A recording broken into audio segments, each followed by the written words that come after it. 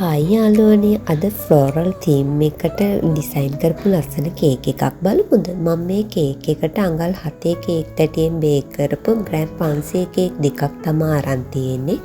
මුලින්ම කේක් දෙක සෑන්ඩ්විච් කරලා බටර් අයිසින් එකෙන් අපි මේක ක්‍රම් කෝට් කරගන්නවා.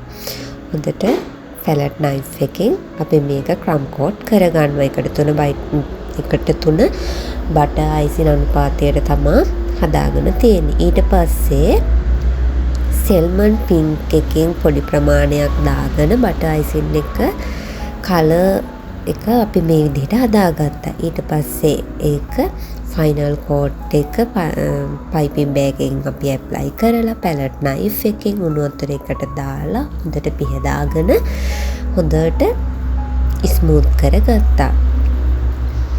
ඊට පස්සේ ස්ක්‍රේප් එකෙන් ලස්සනට වටේට අපි ලස්සනට ඩෙකරේෂන් එකක් දාගත්තා. මම 104 නොසල් එකෙන් තමයි දාගත්තේ. ලස්සනට පර්ල්ස් වලින් ඇඩ් කරලා ලස්සනට කේක් එක ඩෙකරේෂන් කරගත්තා. බලන්නකො මගේ කේක් එකේ ලස්සන